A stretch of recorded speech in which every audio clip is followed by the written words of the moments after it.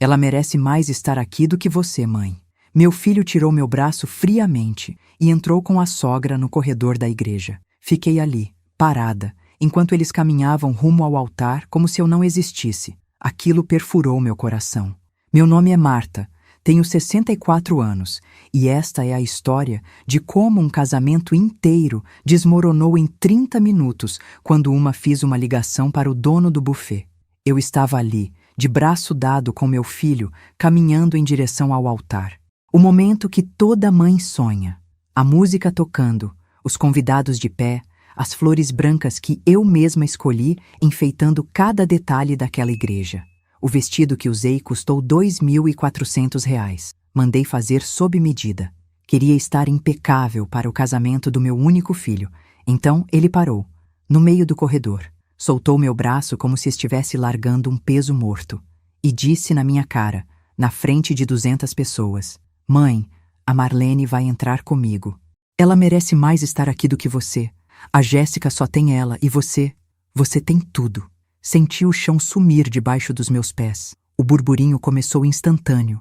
Cabeças se virando, celulares sendo erguidos. Aquele momento sendo eternizado em vídeos que iam parar no WhatsApp de meio mundo. Olhei para a Marlene, a sogra da noiva, toda produzida num vestido vermelho brilhante que mais parecia fantasia de carnaval, com um decote que mostrava tatuagem desbotada no peito. Ela veio bamboleando pelo corredor, salto alto batendo no chão frio da igreja, e pegou o braço do meu filho com aquele sorriso venenoso de quem acabou de ganhar uma guerra. Os dois se afastaram. Me deixaram ali, parada, sozinha no meio do corredor da igreja matriz de Santo Antônio, a mesma igreja onde eu havia sido batizada 64 anos atrás. Os convidados sussurravam. Alguns desviavam o olhar com vergonha alheia. Outros tiravam foto descaradamente, capturando minha humilhação para postar nas redes sociais com legendas maldosas. A tia Neuza, minha madrinha, estava com os olhos arregalados de choque. A Fátima, minha sócia, tampava a boca com as mãos. O Maurício, meu ex-marido e pai do Rafael, estava sentado no banco da frente com uma expressão de desconforto absoluto. Eu tinha sido descartada como um guardanapo usado no casamento que eu paguei. Cada centavo daquele evento tinha saído do meu bolso. R$ 73 mil investidos naquele dia. O aluguel da igreja, R$ 1.800. As flores, R$ 4.500. O vestido da noiva, R$ 7 mil que eu dei de presente porque a Jéssica sempre sonhou com um vestido de princesa, mas não tinha condições. As alianças de ouro branco, R$ 3.200. O convite impresso em papel importado, R$ 2.700 para 200 unidades. A decoração do salão Jardim Imperial, R$ 12 mil. O buffet que a minha própria empresa ia fornecer, com desconto de sócia, R$ 47 mil. Até a lua de mel em Cancún eu tinha ajudado a pagar, R$ 15 mil da minha conta. E agora aquela mulher, aquela Marlene que eu mal conhecia, estava ocupando o meu lugar no momento mais importante da vida do meu filho. Respirei fundo. O ar dentro da igreja cheirava a incenso misturado com os perfumes caros e enjoativos das convidadas. Senti meu estômago revirar. Não ia chorar. Não na frente dessa gente toda. Não ia dar esse gostinho para a Marlene nem para a Jéssica. Virei as costas e saí daquela igreja com a cabeça erguida. Cada passo ecoava no silêncio constrangedor. Senti os olhares pregados nas minhas costas como facas. Ouvi alguém sussurrar: "Que mancada do Rafael!" E outra voz responder: "Mas a sogra deve ter feito alguma coisa para merecer isso." Cheguei ao estacionamento. Minhas mãos tremiam quando peguei a chave do carro. Entrei no meu Corolla prata. Fechei a porta e fiquei ali sentada por alguns segundos, tentando processar o que tinha acabado de acontecer. O volante estava quente por causa do sol da tarde. 3 horas da tarde de um sábado de novembro. Calor insuportável lá fora, mas eu sentia frio por dentro. Peguei o celular, liguei para a Fátima. Ela atendeu no segundo toque, a voz baixa. "Marta, meu Deus, eu não acredito no que eu acabei de ver." Cortei. "Fátima, cancela tudo. Agora." Silêncio do outro lado. "Marta, mas o buffet já está montado no salão. A comida pronta. Os garçons uniformizados. O bolo de 3 andares chegou faz meia hora. A gente tem contrato." Eu senti uma calma glacial tomar conta de mim. Aquela calma perigosa que vem depois que você já foi humilhada até o limite e não tem mais nada a perder. Fátima, escuta bem o que eu vou te falar. Cancela tudo. Desmonta. Recolhe. Manda os garçons embora. Devolve a comida. Corta a luz do salão se for preciso. Eu pago todas as multas contratuais. Eu assumo todo o prejuízo, mas esse casamento não vai ter festa. Marta, você tem certeza? Isso vai custar uma fortuna, hein? Eu disse, cancela tudo. Minha voz saiu mais alta do que eu pretendia. Respirei fundo de novo. Por favor, Fátima, confia em mim. Faz isso por mim. Ouvi ela suspirar. 15 anos de parceria. Ela me conhecia bem o suficiente para saber que quando eu tomava uma decisão, não voltava atrás. Tá bom. Vou ligar para o Rodrigo e para a equipe. Vai dar um problemão, mas a gente resolve. Você tá bem? Vou estar. Desliguei. Sabe o que dói mais do que a humilhação pública? É perceber que aquilo tudo foi calculado, planejado, ensaiado. Nos últimos 6 meses, desde que o Rafael anunciou o noivado, a Jéssica e a mãe dela foram me isolando dele com a precisão de uma cirurgia. No começo eram coisas pequenas, quase imperceptíveis. A Jéssica começou a marcar os almoços de domingo na casa da Marlene em vez de na minha. Ai, sogra, é que a casa da minha mãe é mais perto do apartamento nosso, sabe como é? Depois vieram as decisões do casamento sendo tomadas sem me consultar. Eu descobria pelas redes sociais. Foto da Jéssica e da Marlene escolhendo toalhas de mesa. Foto delas provando docinhos. Foto delas na floricultura. Quando eu perguntava, a resposta era sempre a mesma. Ah, sogra, a senhora trabalha tanto, a gente não queria incomodar. A senhora deve estar cansada. A gente resolve. As primeiras vezes eu até achei gentil. Pensei que estavam me poupando de trabalho. Que besteira. Elas estavam me excluindo, me colocando de escanteio na vida do meu próprio filho. Teve um dia, 2 meses antes do casamento, que eu fui jantar na casa do Rafael. Ele mora num apartamento de 2 quartos no bairro Jardim Paulista que eu dei de entrada, R$40 mil. Quando cheguei, a Marlene já estava lá, sentada na cabeceira da mesa, no lugar onde eu sempre sentava quando ia jantar com meu filho. A Jéssica serviu lasanha. A Marlene falou o jantar inteiro sobre como ela tinha criado a Jéssica sozinha, como tinha sido difícil, como ela era pai e mãe. Lançava olhares para mim enquanto falava, como se estivesse competindo, como se quisesse provar que ela tinha sofrido mais, sacrificado mais, amado mais. Eu fiquei quieta, comi minha lasanha requentada que estava com a massa dura, ajudei a lavar a louça, fui embora cedo. No caminho de casa, chorei pela primeira vez. Não de raiva, de tristeza mesmo. Aquela tristeza pesada de quando você percebe que está perdendo alguém que você ama e não tem nada que você possa fazer para impedir. Mas eu ainda não tinha visto nada. 3 semanas antes do casamento, teve o chá de panela. A Jéssica alugou um salão pequeno, decorou com fitas cor-de-rosa e balões dourados. Chamou umas 50 mulheres. Eu cheguei pontualmente às 4 da tarde com meu presente. Um jogo de panelas alemãs de inox que custou R$2.900. Quando entrei, a Marlene estava sentada numa cadeira decorada com flores, ao lado da Jéssica. Tinha uma plaquinha escrita Mãe da Noiva na cadeira dela. E ao meu lado, uma cadeira comum, sem plaquinha, sem destaque, perdida no meio das convidadas. A prima da Jéssica veio me cumprimentar e disse, sem maldade, "Ah, a senhora é a sogra, né?" A Marlene estava comentando que a senhora é muito ocupada com a empresa, que quase não tem tempo para a família. Pronto, elas estavam espalhando a narrativa. Eu era a sogra workaholic, fria, distante. A Marlene era a mãe presente, amorosa, que sacrificou a própria vida pela filha. Nem importava que fosse mentira. Nem importava que eu tinha passado 20 anos acordando às 5 da manhã para trabalhar e ainda assim estar em todas as reuniões escolares do Rafael, em todos os jogos de futebol dele, em todas as apresentações de teatro da escola. Eu engolia seco, sentei na minha cadeira sem graça, sorri quando tinha que sorrir, bati palma quando tinha que bater. E no final, quando a Jéssica abriu os presentes, ela rasgou o papel do meu, olhou as panelas e disse: "Ah, que legal, sogra! Panelas! A gente precisava mesmo." Tom neutro, sem empolgação. Mas quando abriu o presente da Marlene, um porta-retrato vagabundo com uma foto das duas, Ela chorou. Abraçou a mãe. Disse que era o presente mais especial de todos. R$ 2.900 em panelas alemãs perderam para um porta-retrato de R$ 20. Fui embora daquele chá de panela com um nó na garganta que não passava nem com água. Mas o pior ainda estava por vir.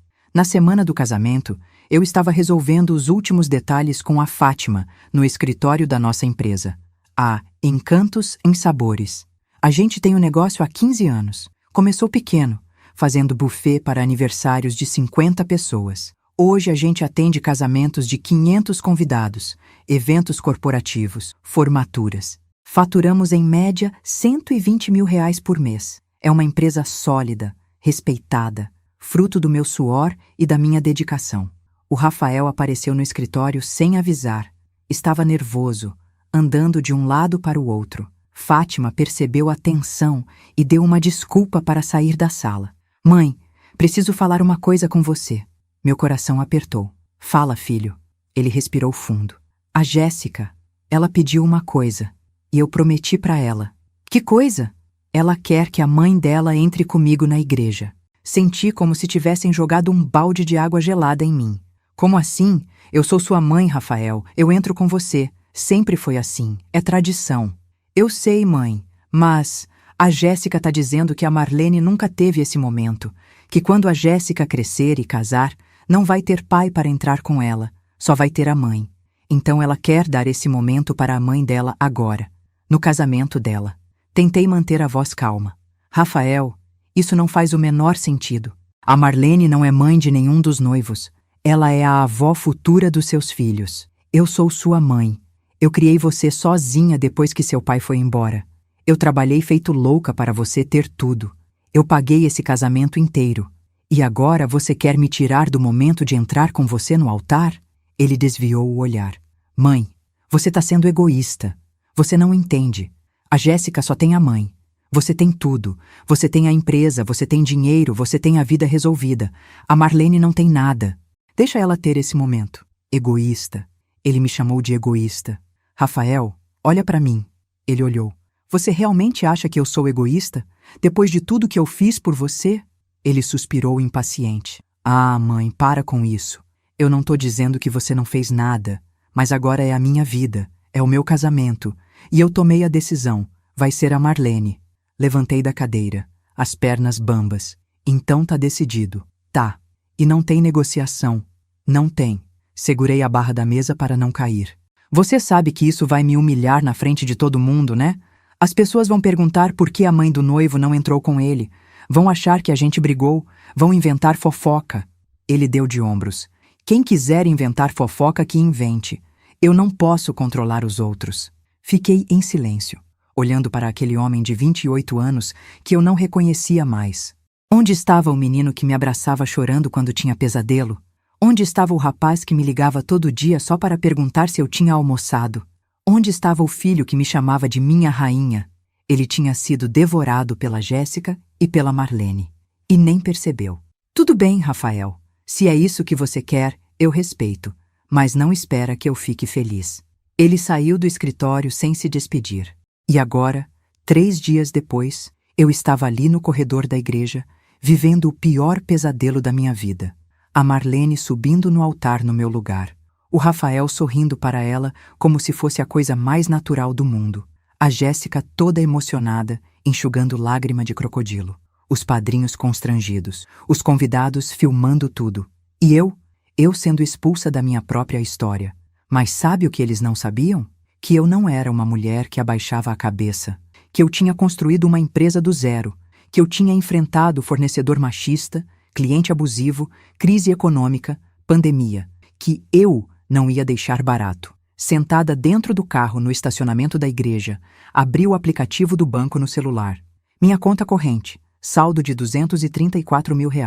Fui direto nas transferências agendadas. Transferência para o buffet, Encantos em Sabores, minha própria empresa, mas a transação era entre contas diferentes. R$ 47 mil, agendada para ser processada às 15 horas daquele dia. Cancelei. Transferência para DJ Rodrigo Santos, R$ 8 mil. Cancelei. Transferência para Floricultura Jardim das Flores. Arranjos extras que eu ia pagar. R$ 6.500. Cancelei. Transferência para Studio Memories, fotógrafo e videomaker. R$ 12.000. Cancelei. No total, R$ 73.500 bloqueados. Cliquei em confirmar. O sistema pediu minha senha. Digitei. Confirmei novamente. Pronto. Cancelado. Olhei para o relógio. 15h12. A cerimônia religiosa devia estar terminando. Eles deviam estar saindo da igreja agora, sob chuva de arroz, indo para o salão Jardim Imperial, que ficava a 20 minutos dali. Chegariam lá por volta das 15h40. E aí iam ter uma surpresa. Liguei o carro e fui para casa. Dirigi no automático. Nem lembro do caminho. Cheguei no meu sobrado no bairro Perdizes 40 minutos depois. Entrei. Tirei aquele vestido caro, coloquei um roupão de algodão, fiz um chá de camomila, sentei na varanda dos fundos que dá para o jardim e esperei. Meu celular começou a tocar às 16h05. Era o Rafael. Ignorei. Tocou de novo. Ignorei de novo. Na terceira vez atendi. Mãe, o que você fez? Ele estava gritando. Voz desesperada. Barulho de confusão ao fundo. O buffet está desmontando tudo. Os garçons estão indo embora. As luzes do salão apagaram. A Fátima disse que você cancelou tudo. Você enlouqueceu?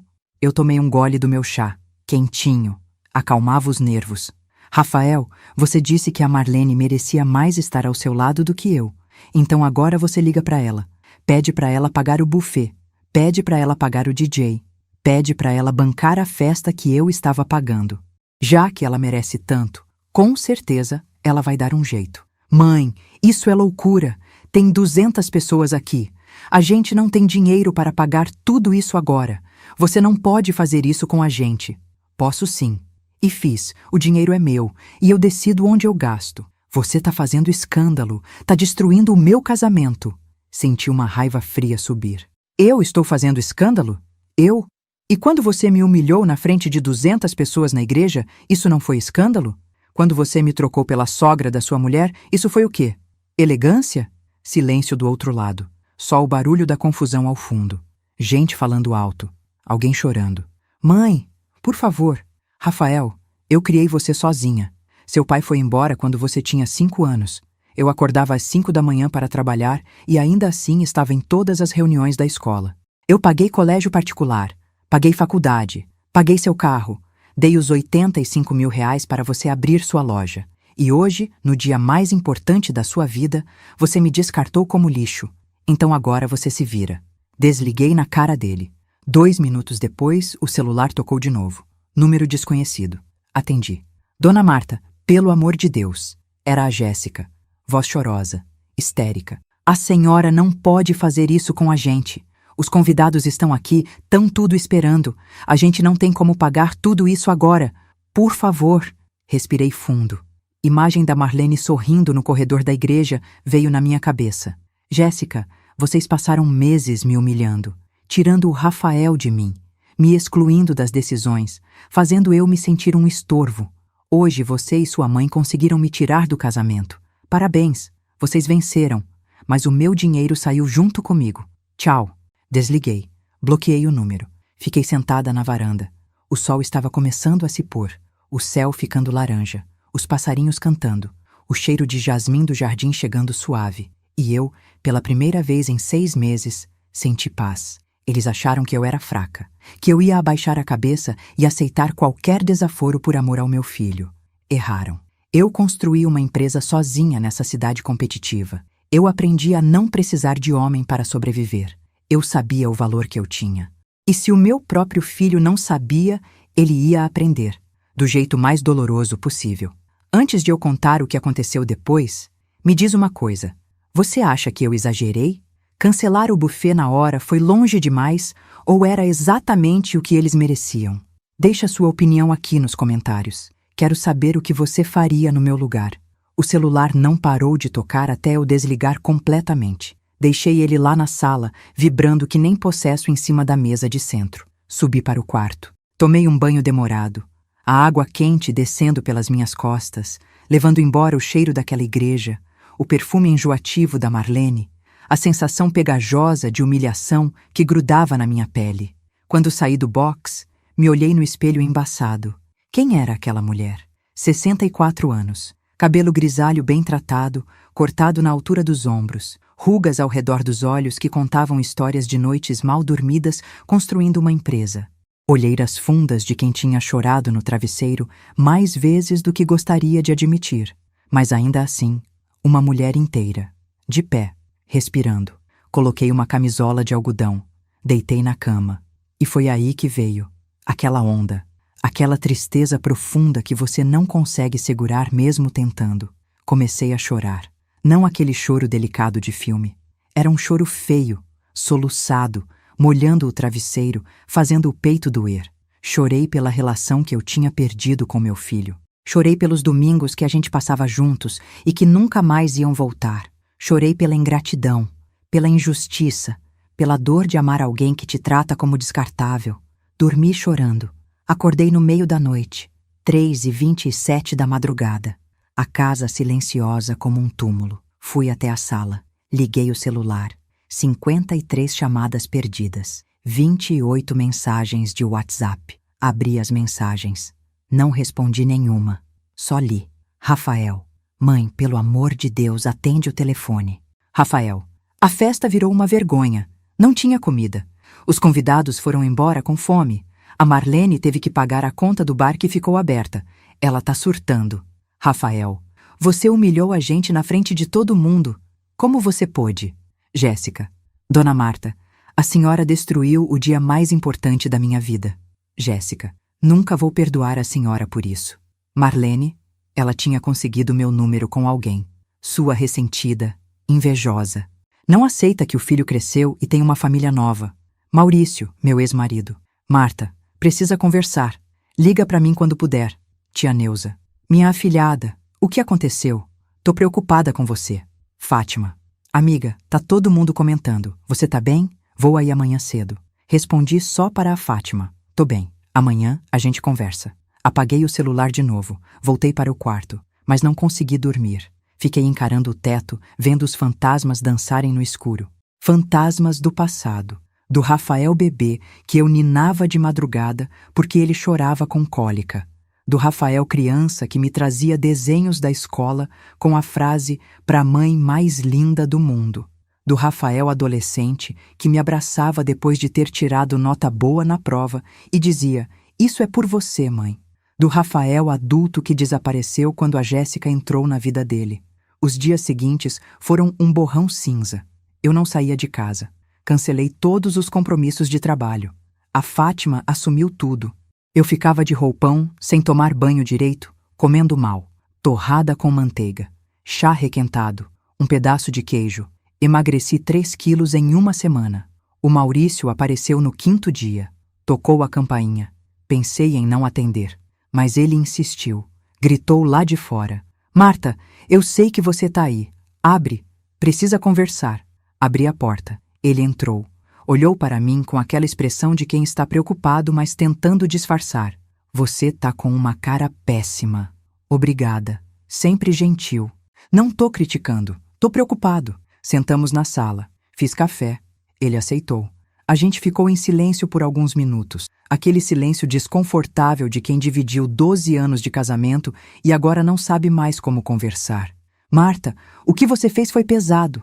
E o que o Rafael fez comigo não foi? Ele suspirou. Foi. Claro que foi. Eu vi. Eu estava lá na igreja. Fiquei com vergonha do nosso filho. Mas você destruir a festa, isso foi longe demais.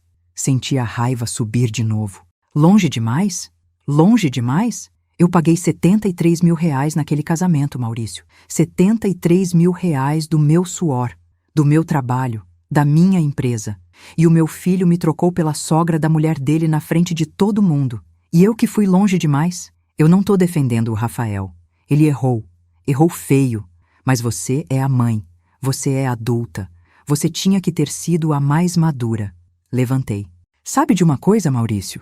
Quando você foi embora e me deixou sozinha com um filho de 5 anos, eu não fui atrás de você cobrando maturidade. Eu simplesmente assumi a responsabilidade e criei o Rafael sozinha. Então não vem me dar lição de moral agora. Ele abaixou a cabeça. Desculpa, você tem razão. Sentei de novo, mais calma. Como o Rafael tá mal. A Jéssica tá cobrando ele, dizendo que a culpa é dele por ter deixado você controlar o casamento. A Marlene tá ligando todo dia cobrando os R$ 4.200 que ela gastou no bar. R$ 4.200? Nossa, beberam, hein? Whisky importado. Ela achou que você ia pagar no final. Quando descobriu que não, já era tarde. A conta já estava feita. Quase sorri, quase. E como ela vai pagar? Pegou empréstimo com um agiota. Agora eu sorri. De verdade, não de felicidade, de justiça poética. Então ela vai pagar juros. Altos, 30% ao mês. Fiz as contas mentalmente. Em 3 meses, aqueles R$ 4.200 iam virar quase 8.000. Em 6 meses, 15.000. A Marlene tinha se afogado na própria ganância. E o Rafael? Ele tem dinheiro para ajudar ela? Maurício fez que não com a cabeça. Ele tá quebrado. Gastou todas as economias no casamento. Tinha juntado R$ 22.000. Gastou tudo. Aluguel do salão, taxa da igreja, o vestido da Jéssica que você pagou parte, mas ele completou, a lua de mel que você ajudou, mas ele também colocou dinheiro. E agora a Marlene tá cobrando ele pela conta do bar. Ele não sabe o que fazer. Fiquei em silêncio. Parte de mim sentia pena, mas a parte maior sentia alívio. Alívio porque a realidade estava ensinando o que eu não conseguia ensinar, que ações têm consequências. Maurício, ele te pediu dinheiro? Pediu. R$ 10.000 emprestado. E você vai dar? Não sei. Vim aqui justamente para conversar com você sobre isso. O que você acha? Olhei nos olhos dele. Acho que você deve fazer o que o seu coração mandar. Mas se me perguntar se eu daria, a resposta é não. Ele precisa aprender, e dor no bolso ensina rápido. Maurício ficou mais um pouco. A gente conversou sobre coisas triviais. A empresa dele, a minha, o tempo, as notícias, tentando reconstruir alguma ponte. Quando ele foi embora, eu me senti menos sozinha. Não que eu precisasse dele, mas era bom saber que alguém entendia, pelo menos um pouco, a minha dor. Naquela noite, tomei uma decisão.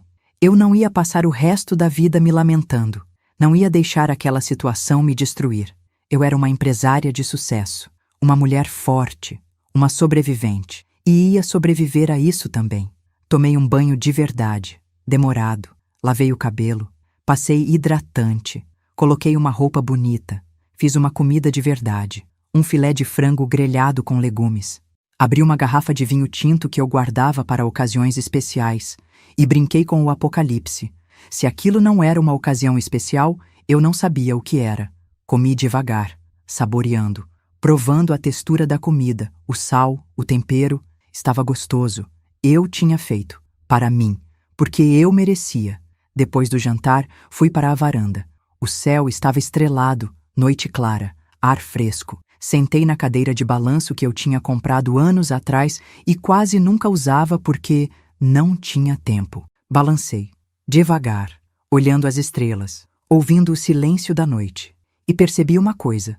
Eu estava bem, melhor sozinha do que sendo desrespeitada. Melhor na minha casa, na minha paz, do que num casamento ridículo onde eu não era bem-vinda. Pela primeira vez em meses, eu sorri de verdade. Um sorriso pequeno, mas real. De quem está começando a se encontrar de novo. De quem está se lembrando de quem era antes de se perder, tentando agradar todo mundo. Nos dias seguintes, voltei ao trabalho. A Fátima ficou aliviada. Ainda bem que você voltou, estava fazendo falta. Assumi de novo os eventos. Planejei cardápios, negociei com fornecedores, sorri para clientes. Fiz o que eu fazia melhor, trabalhar. E a cada dia que passava, eu me sentia mais forte, mais inteira, mais eu. Tinha acabado de fechar um contrato de R$ 50.000 para um casamento em fevereiro quando meu celular tocou. Número desconhecido. Pensei em ignorar, mas atendi. Alô?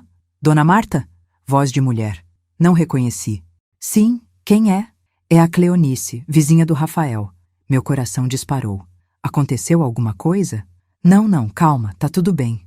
Ou melhor, não sei se tá tudo bem, mas fisicamente tá todo mundo bem. Cleonice, fala logo. O que foi? Ela respirou fundo. Dona Marta, desculpa me intrometer, mas a senhora é uma boa pessoa, sempre foi gentil comigo.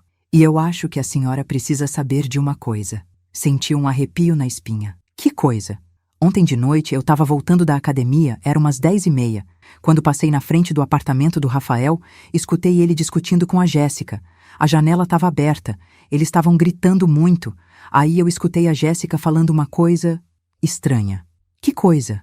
Ela falou assim: eu não casei com você por amor, Rafael. Eu casei porque minha mãe disse que você era bobo, controlado pela sua mãe, e que seria fácil tomar tudo de você. E depois ela riu. Aquele riso maldoso, sabe? Minha mão gelou segurando o telefone. E tem mais, dona Marta. Ela falou que o plano sempre foi afastar você do Rafael, fazer ele vender a parte dele na loja, comprar uma casa no nome dela e depois pedir divórcio e ficar com tudo. Silêncio. Dona Marta? A senhora tá aí? Tô. Obrigada, Cleonice. Obrigada por me contar. Eu acho que a senhora merecia saber. Desculpa se me intrometi. Não. Você fez certo. Muito obrigada. Desliguei. Fiquei parada ali, no meio do escritório, segurando o celular com tanta força que meus dedos ficaram brancos. Então era isso. Um golpe. Desde o começo. A Jéssica nunca tinha amado o Rafael. Era tudo armação. Plano da Marlene e da filha para se apropriarem do patrimônio da minha família. A tristeza que eu sentia deu lugar a outra coisa. Algo frio, calculado, perigoso. Se elas achavam que iam conseguir destruir o meu filho e sair impunes, elas tinham escolhido a mulher errada para enfrentar. Peguei o telefone. Liguei para o melhor advogado que eu conhecia. Dr. Henrique? É a Marta. Preciso contratar seus serviços. Urgente. A ligação com o Dr. Henrique mudou tudo. Ele é um advogado especializado em direito de família e fraudes patrimoniais. A gente já tinha trabalhado junto em alguns casos onde clientes meus tinham problemas com contratos. Ele era sério, meticuloso e não tinha medo de sujar as mãos quando necessário. Marquei uma reunião no escritório dele para o dia seguinte. Cheguei pontualmente às 9h.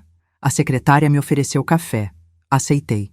Precisava de cafeína para processar tudo o que estava acontecendo. Dr. Henrique entrou na sala 5 minutos depois. Cabelos grisalhos, óculos de grau, terno impecável. Apertamos as mãos, sentamos. Dona Marta, pelo telefone a senhora disse que é urgente. Me conte o que está acontecendo. Contei tudo, do começo ao fim. O noivado, o isolamento gradual, a humilhação na igreja, o cancelamento do buffet e, principalmente, a ligação da Cleonice contando sobre a conversa que ela tinha escutado entre Rafael e Jéssica. Ele foi anotando tudo num bloco. Quando terminei, ele tirou os óculos, limpou as lentes com um paninho, colocou de volta e me olhou seriamente. Dona Marta, isso que a senhora está me descrevendo tem nome. Golpe do baú. Golpe do baú? Exatamente. É quando uma pessoa se casa com outra visando exclusivamente o patrimônio. É mais comum do que a gente imagina. Normalmente, envolve manipulação psicológica, afastamento da família de origem e, eventualmente, apropriação de bens através de vendas forçadas, procurações falsas ou mesmo divórcio estratégico. Senti meu estômago revirar. E o que a gente pode fazer? Primeiro, precisamos de provas. Muito embora a vizinha tenha escutado essa conversa, testemunho verbal isolado não é suficiente. Precisamos de evidências concretas, documentos, gravações, movimentações financeiras suspeitas. A senhora tem acesso às contas bancárias do seu filho? Não, mas eu conheço pessoas que podem conseguir informações. Ele levantou uma sobrancelha. Dona Marta, eu preciso deixar claro, tudo o que formos fazer tem que ser legal. Eu não posso participar de nada que envolva invasão de privacidade ilegal ou... Entendo, doutor. Não se preocupe. Eu tenho meus métodos. Ele me olhou por alguns segundos. Decidiu não perguntar. Certo. Então sugiro o seguinte. Primeiro, a senhora tenta reunir o máximo de informações possível. Movimentações bancárias, conversas, e-mails, mensagens. Qualquer coisa que possa indicar que houve premeditação nesse golpe. Segundo, eu vou investigar a ficha da Jéssica e da mãe dela. Ver se elas têm histórico de processos, dívidas, tentativas anteriores de golpes. Terceiro, a gente monta uma estratégia para proteger o patrimônio do seu filho. Como assim proteger? Seu filho tem bens, carro, parte de empresa? Ele tem a parte dele na loja de material de construção que a gente abriu juntos há 3 anos. Investi R$ 85 mil para montar. Ele tem 49% da sociedade. Eu tenho 51% e tenho o carro dele, um Honda Civic que tá no nome dele. Dr. Henrique anotou. Essa sociedade é formalizada? Tem contrato social registrado? Tem. Tudo certinho. Ótimo. Então a parte dele na empresa está protegida por contrato. A Jéssica não pode forçar a venda sem sua autorização, já que a senhora é a sócia majoritária. Mas o carro é vulnerável. Se ele for pressionado, pode vender e dar o dinheiro para ela.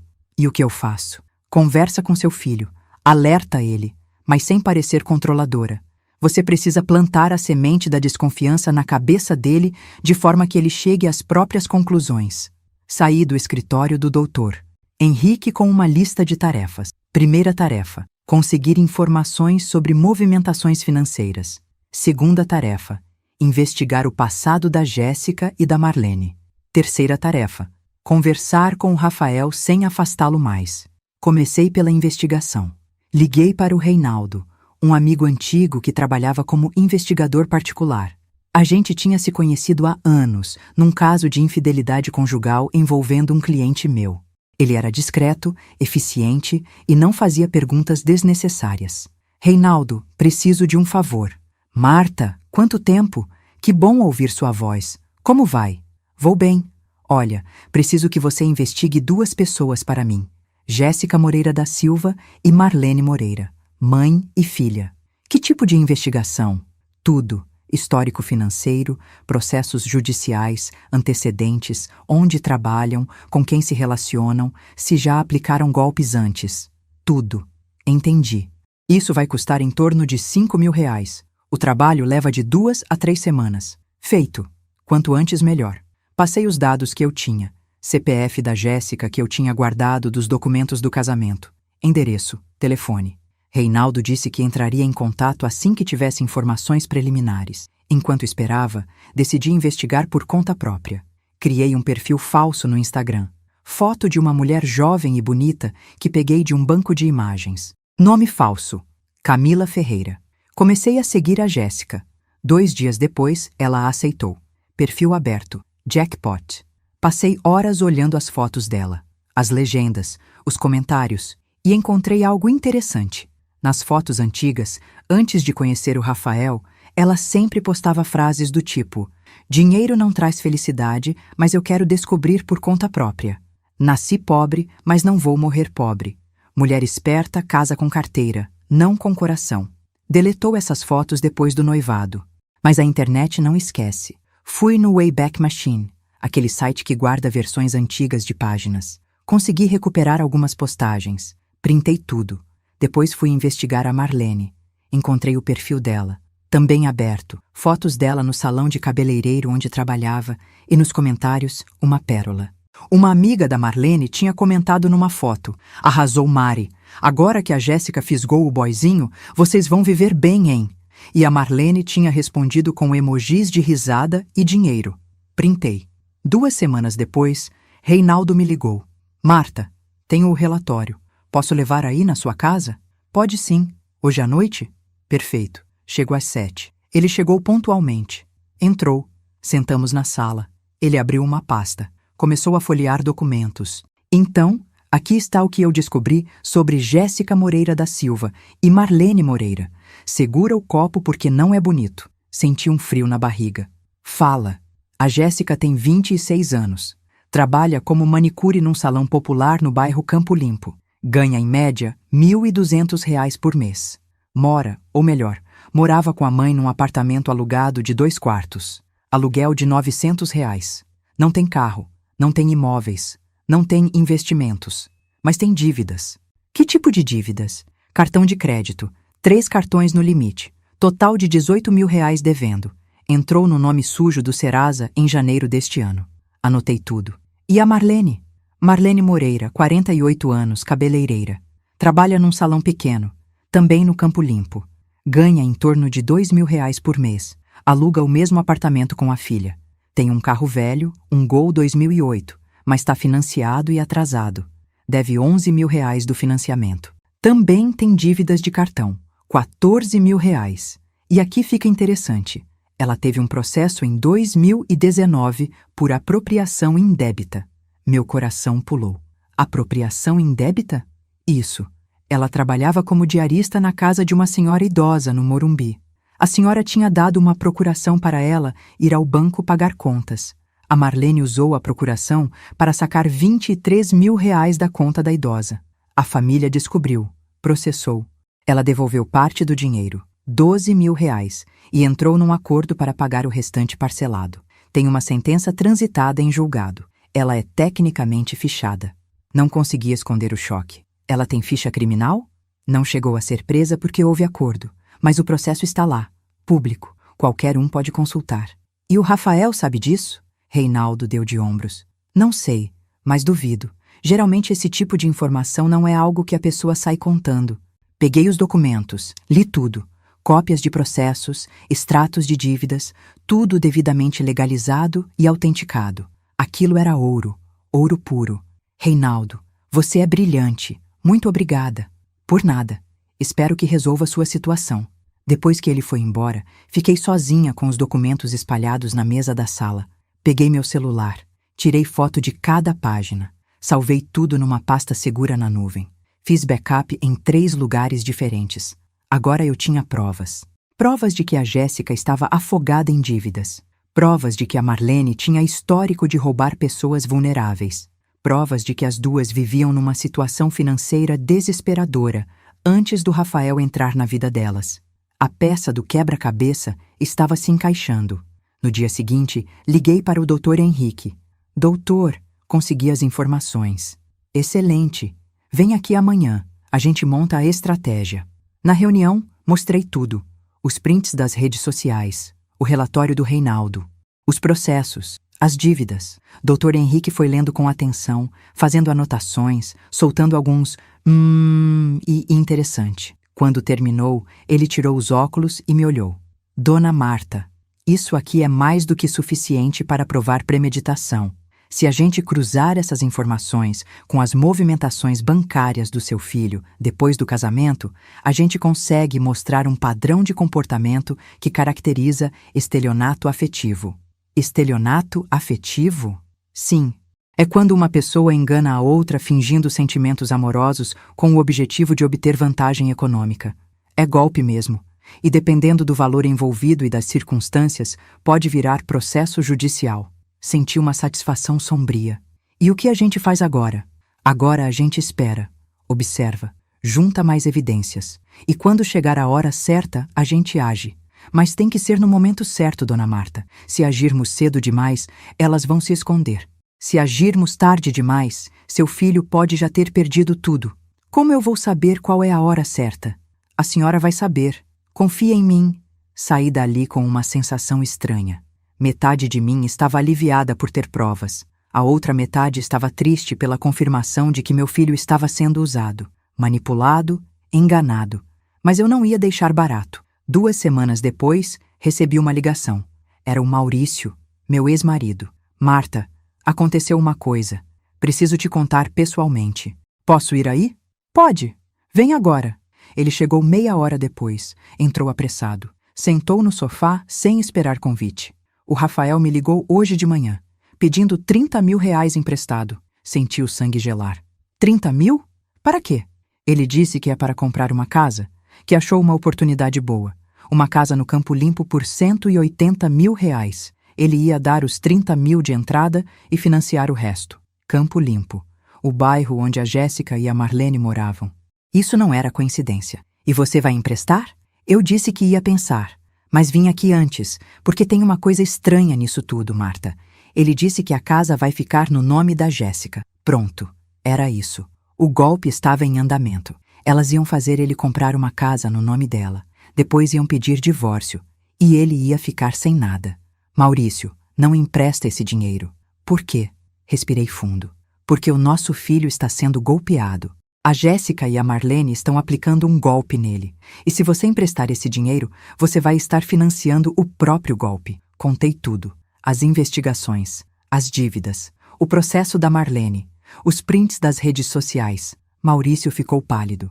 Meu Deus, eu não acredito. Acredita. E tem mais. Se ele comprar essa casa no nome da Jéssica, depois do divórcio, ele não vai conseguir reaver nada. A casa vai estar no nome dela. Ele vai ter dado 30 mil reais de entrada e mais as parcelas do financiamento. Tudo para nada. Maurício passou a mão no rosto. O que a gente faz? Você não empresta o dinheiro. Inventa uma desculpa. Diz que está com problema de fluxo de caixa. Qualquer coisa. Mas não dá. E depois? Depois a gente espera o próximo movimento delas. E aí a gente age. Maurício concordou. Saiu dali abalado. Eu fiquei sozinha de novo, processando tudo. A armadilha estava ficando clara. E era pior do que eu imaginava. 3 dias depois, recebi outra ligação. Cleonice de novo. Dona Marta, desculpa incomodar de novo. Sem problemas, Cleonice. Fala. Eu escutei outra conversa. Ontem de noite, a Jéssica e a Marlene estavam na varanda do apartamento do Rafael, fumando. Eu estava chegando e escutei elas conversando alto. O que elas falaram? A Marlene estava perguntando quando a Jéssica ia pedir para o Rafael vender a parte dele na loja. E a Jéssica respondeu que ia esperar mais uns 2 meses, depois do aniversário dele, para não ficar muito na cara. Aí a Marlene riu e disse: depois que vender, a gente dá um jeito de separar e ficar com a grana. E as duas riram. Anotei tudo: data, hora, conteúdo da conversa. Cleonice, muito obrigada. Você não sabe o quanto isso me ajuda. Eu só quero fazer o certo, Dona Marta. O Rafael sempre foi um menino gentil comigo. Não merece isso. Depois que desliguei, liguei imediatamente para o Dr. Henrique. Contei sobre a nova informação. Perfeito. Agora temos testemunha de uma conversa explícita sobre planejar um golpe. Isso é material para uma ação judicial e também para alertar seu filho de forma contundente. Então chegou a hora? Chegou. Monte uma reunião com seu filho. Mostre as provas. Mas cuidado, ele pode reagir mal, pode não acreditar, pode achar que você está inventando. Eu sei, mas preciso tentar. Desliguei e fiquei parada, olhando pela janela. O sol estava se pondo, céu alaranjado, lindo, mas eu não conseguia apreciar. Minha cabeça estava focada no que vinha pela frente. Era a hora do confronto. Peguei o telefone, liguei para o Rafael. Pela primeira vez em quase 2 meses, desde o casamento. Ele atendeu na 3ª chamada. Mãe? Oi, filho. Precisa conversar comigo, pessoalmente. É importante. Silêncio. Sobre o quê? Sobre sua vida. Sobre seu casamento. Sobre coisas que você precisa saber. Mãe, se é para criticar a Jéssica de novo, eu não... Rafael. Minha voz saiu firme. Não é crítica. São fatos, informações que eu consegui e que vão mudar a forma como você vê sua situação. Vem aqui em casa amanhã, 7 da noite, sozinho. Sozinho? A Jéssica não pode vir? Não, é só eu e você, como antigamente. Outro silêncio, mais longo. Tá bom, eu vou. Desliguei. Meu coração estava acelerado. Amanhã seria o dia. O dia que eu ia abrir os olhos do meu filho. O dia que eu ia mostrar para ele a verdade. E torcer para que não fosse tarde demais.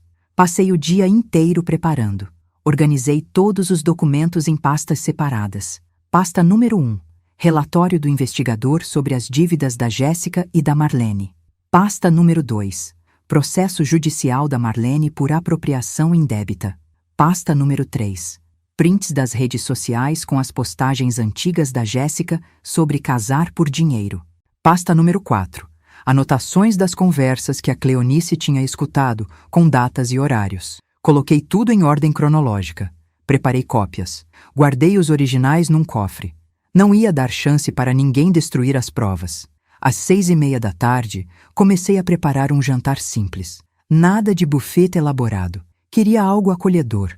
Algo que lembrasse os tempos em que era só eu e o Rafael. Fiz estrogonofe de frango, aquele que ele adorava quando era criança. Arroz branco, batata palha, salada. Às 7 em ponto, a campainha tocou. Respirei fundo. Abri a porta. Rafael estava ali, de pé, com uma expressão entre desconfiada e curiosa. Ele tinha emagrecido, olheiras fundas, a barba por fazer, roupas amarrotadas. Não parecia o rapaz bem cuidado de sempre. Oi, mãe. Oi, filho. Entra. Ele entrou. Ficou parado na sala, sem jeito, como se estivesse visitando a casa de uma estranha. Senta. Fiz janta. Seu favorito. Ele cheirou o ar. Reconheceu o cheiro. Um lampejo de emoção passou pelo rosto dele.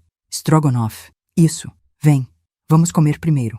Depois a gente conversa. Sentamos à mesa. Servi os pratos. Comemos em silêncio por alguns minutos. Ele devorou a comida. Devia estar com fome de verdade. Até repetiu: "Tá bom, mãe. Como sempre. Obrigada." Depois que terminamos, levei os pratos para a pia. Voltei para a sala. Ele estava sentado no sofá, mexendo no celular. Olhei para a tela de relance. WhatsApp, conversando com a Jéssica. Ela perguntando onde ele estava. Ele respondendo: "Na casa da minha mãe." "Rafael, desliga o celular."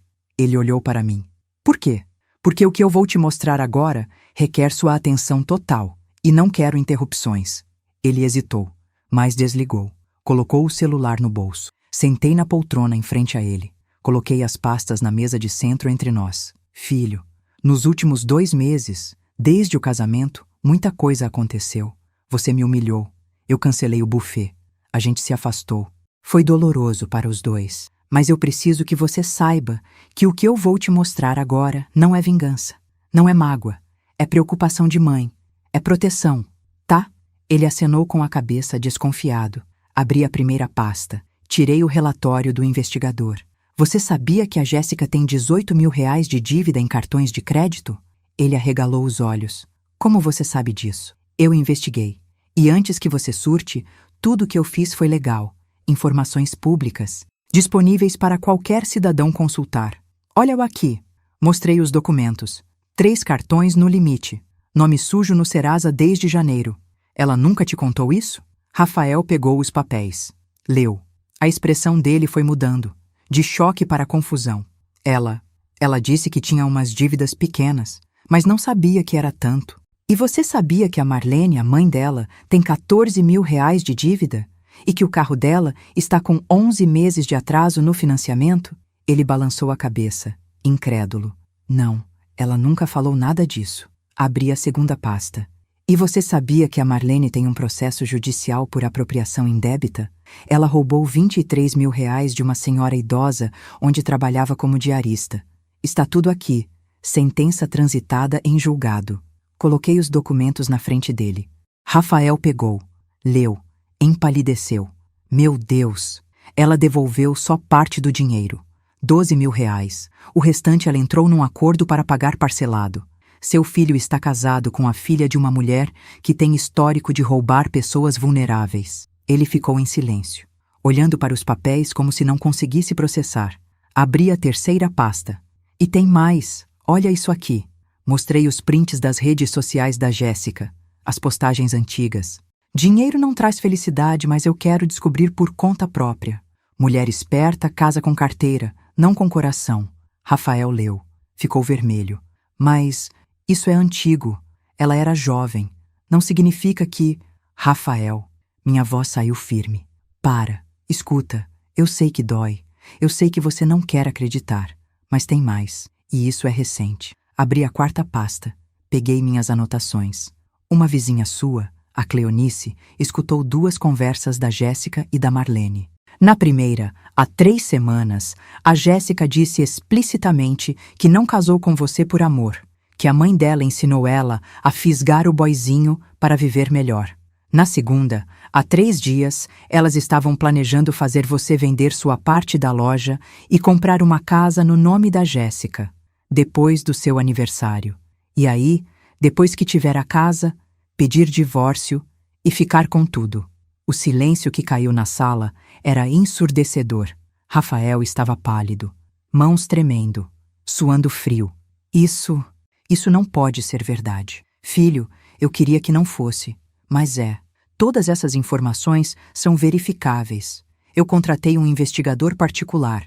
Tudo legal, tudo documentado. E tem mais. Seu pai me contou que você pediu 30 mil reais emprestados para ele, para comprar uma casa, no Campo Limpo, no nome da Jéssica." Ele abaixou a cabeça. "É verdade. Ela disse que ia ser melhor assim, para não ter problema com o financiamento, que a renda dela é mais baixa e facilita a aprovação." "Rafael, escuta o que você está dizendo. Você ia dar 30 mil reais de entrada numa casa que não vai estar no seu nome. Se vocês separarem, essa casa fica com ela. Você perde tudo." Ele ficou em silêncio por longos segundos. Depois começou a chorar. Não aquele choro discreto. Era um choro de desespero, de quem percebe que foi enganado, usado, traído. "Eu sou um idiota.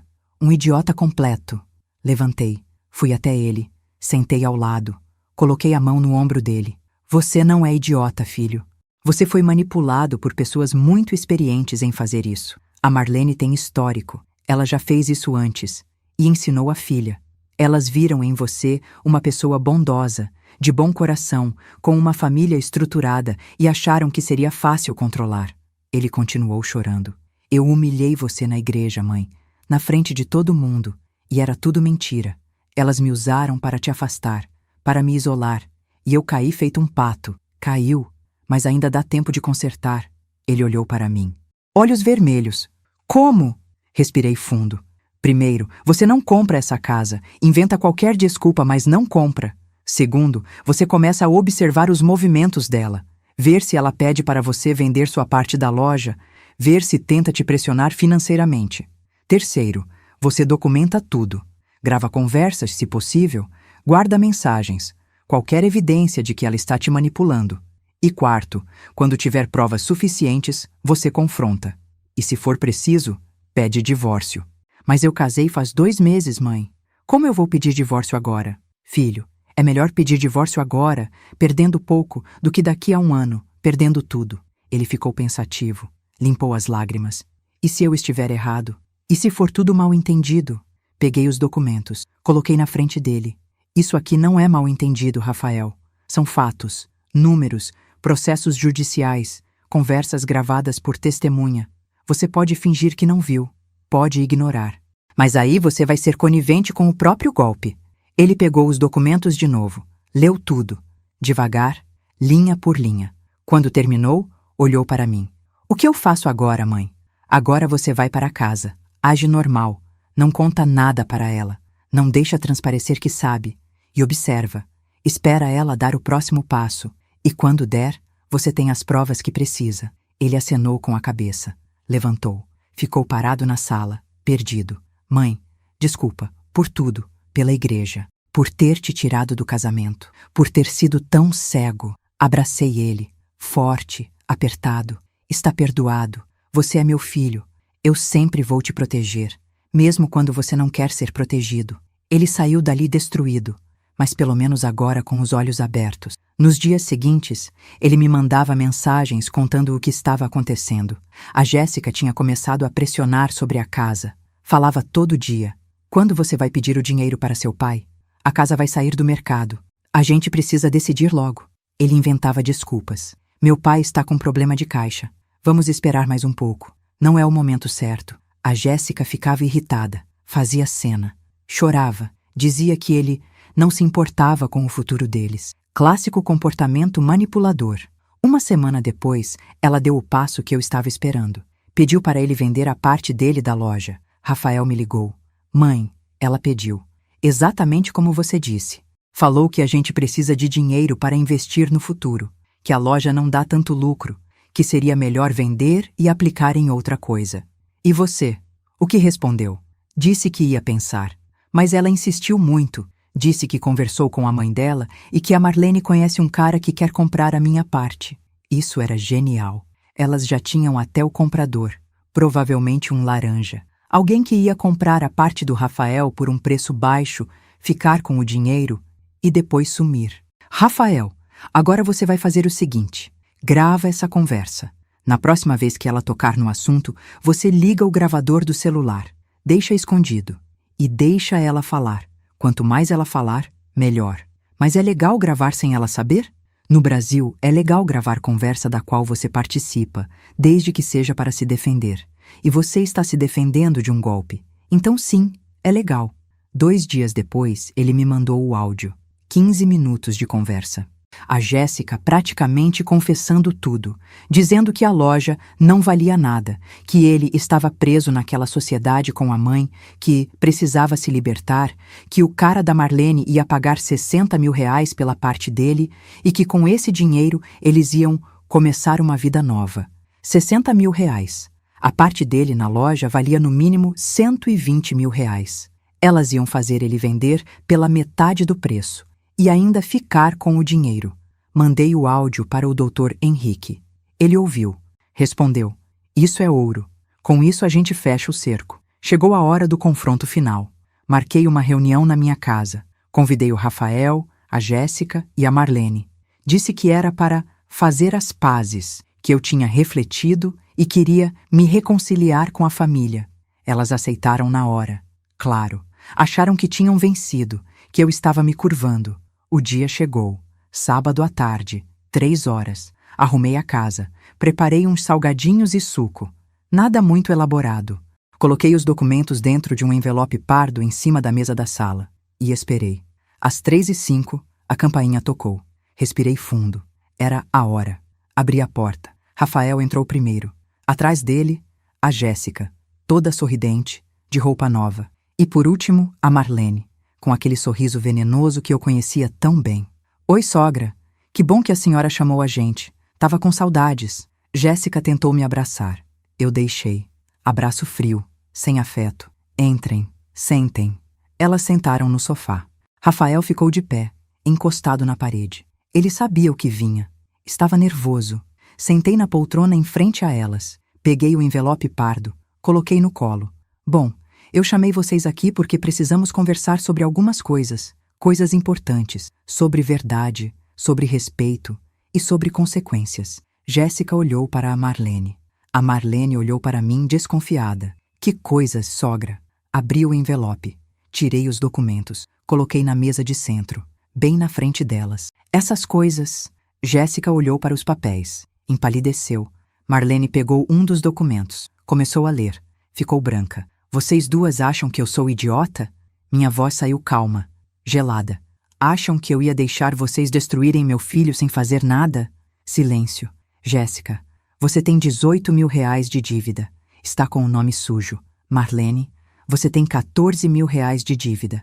E mais, você tem um processo judicial por roubo. Roubou 23 mil reais de uma senhora idosa. Está tudo aqui, documentado. Marlene tentou falar. Isso é invasão de privacidade. Você não pode... Posso sim. São informações públicas. Qualquer um pode consultar. E tem mais. Coloquei os prints das redes sociais na mesa. Jéssica, mulher esperta, casa com carteira, não com coração. Lembra dessa frase? Você postou há 2 anos. Deletou depois que conheceu o Rafael. Mas a internet não esquece. Jéssica estava tremendo. Eu era jovem. Era brincadeira. Brincadeira? E isso aqui também é brincadeira? Peguei minhas anotações. Li em voz alta. Eu não casei com ele por amor. Casei porque minha mãe disse que ele era bobo, controlado pela mãe, e seria fácil tomar tudo dele. Essas são suas palavras, Jéssica, escutadas por uma testemunha há 3 semanas. E tem mais. Depois que ele vender a loja, a gente dá um jeito de separar e ficar com a grana. O silêncio era de morte. Rafael saiu da parede. Ficou de pé ao meu lado. É verdade, Jéssica? Foi tudo mentira? Jéssica começou a chorar. Aquele choro falso, de crocodilo. Rafael, amor, não é assim. Sua mãe está distorcendo tudo. Ela quer nos separar. Para de mentir, ele gritou. Pela primeira vez na vida, eu vi meu filho gritar. Eu gravei, Jéssica. Eu tenho sua voz gravada pedindo para eu vender a loja por 60 mil reais, sendo que vale 120 mil. Eu tenho você dizendo que a gente ia começar uma vida nova com esse dinheiro.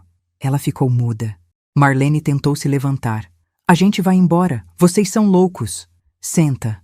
Minha voz saiu tão fria que ela congelou. Eu não terminei. Vocês duas aplicaram um golpe no meu filho, manipularam ele, isolaram ele de mim, planejaram roubar o patrimônio dele e acham que vão sair daqui como se nada tivesse acontecido? Não vão. O que você vai fazer?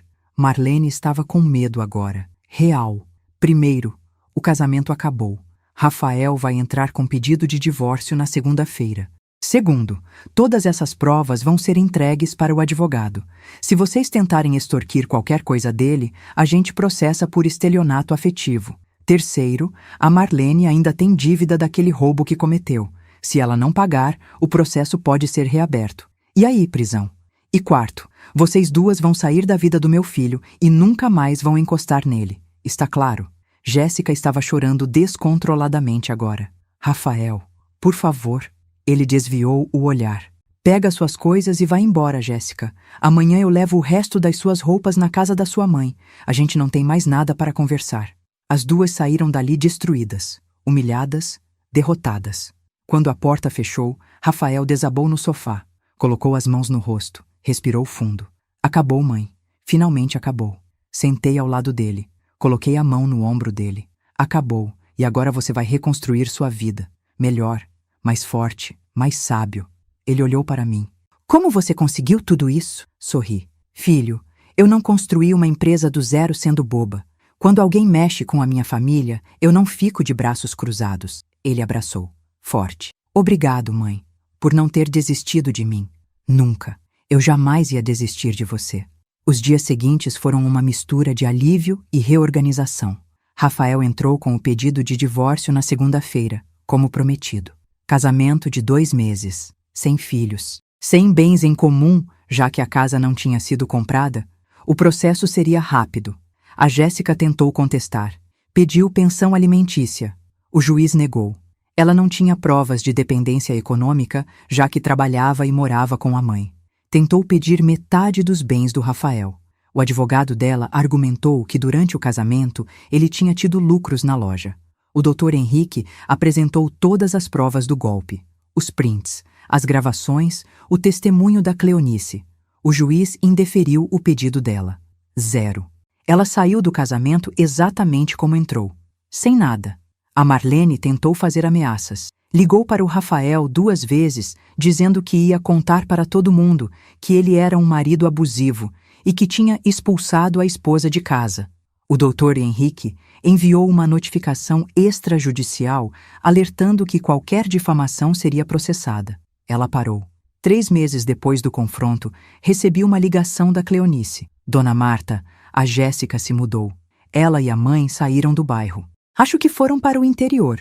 Ouvi dizer que a Marlene estava fugindo do agiota. Aqueles R$ 4.200 que ela pegou emprestado para pagar o bar no casamento tinham virado uma bola de neve. Com juros de 30% ao mês, em 3 meses a dívida tinha quase triplicado. Ela devia agora quase R$ 12.000. E a agiota não perdoa a dívida. Rafael vendeu o carro, o Honda Civic que estava no nome dele. Conseguiu R$ 48.000. Pagou as dívidas que tinha feito tentando salvar aquele casamento ridículo. Ficou com uns R$ 15.000. Investiu em terapia, começou a fazer sessões semanais com uma psicóloga especializada em relacionamentos abusivos. Ele voltou a frequentar minha casa. Aos domingos, a gente almoçava juntos, conversava sobre tudo, sobre o trabalho, sobre os planos dele, sobre a vida. Ele estava diferente, mais maduro, mais sábio, mais cuidadoso com as pessoas que deixava entrar na vida dele. Um dia, uns 4 meses depois de tudo, ele me perguntou: Mãe, você acha que eu vou conseguir confiar em alguém de novo? Olhei nos olhos dele. Vai, filho, mas agora você vai confiar com discernimento, não com ingenuidade. Você aprendeu a ver os sinais, a identificar manipulação, a proteger seu coração e seu patrimônio. Isso não te torna fechado, te torna esperto. Ele sorriu. Aquele sorriso que eu não via há meses. Obrigado por não ter desistido de mim, mãe. Nunca. Você é meu filho. Eu sempre vou lutar por você. A vida voltou ao normal. A empresa continuou crescendo. Faturamos R$ 140.000 em abril. 153.000 em maio. A gente contratou mais 2 funcionários. Ampliou o espaço. Comprou equipamentos novos. Rafael assumiu mais responsabilidades na loja de material de construção. Percebeu que tinha talento para a gestão. Começou a trazer ideias novas, promoções, parcerias com construtoras. A loja cresceu 20% no faturamento em 6 meses. Um dia, ele chegou na minha casa com uma notícia. Mãe, tem uma menina nova trabalhando na loja. Ela é do financeiro. Se chama Patrícia. A gente tem conversado bastante. Senti um frio na barriga, mas respirei fundo. E ela é tranquila, mãe. Trabalha, sustenta a mãe que é viúva, estuda administração à noite. Não tem dívidas, não tem segundas intenções. É real, sabe? Sorri. Então vai devagar, conhece ela bem. Não tem pressa, eu sei. Aprendi.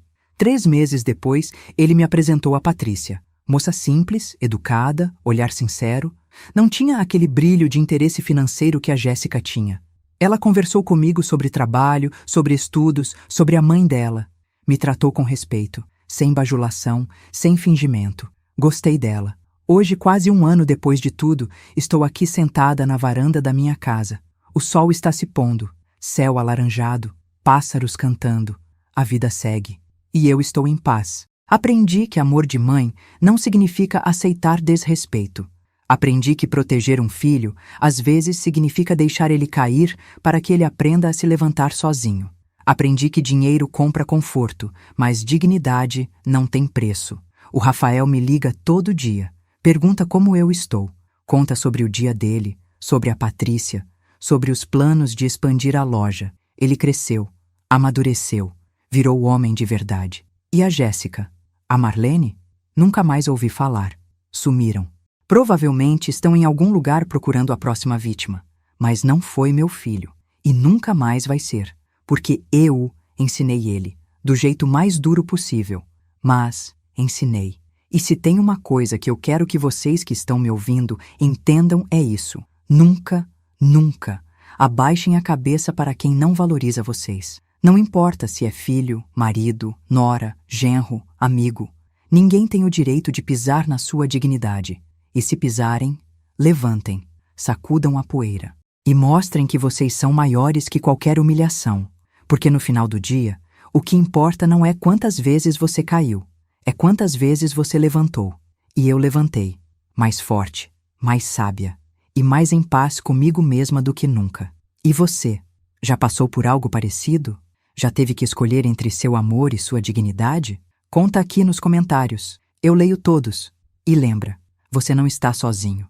A gente tá junto nessa caminhada. Se essa história tocou seu coração, não esquece de se inscrever no canal, ativar o sininho para não perder as próximas histórias e compartilhar com aquela pessoa que precisa ouvir isso hoje.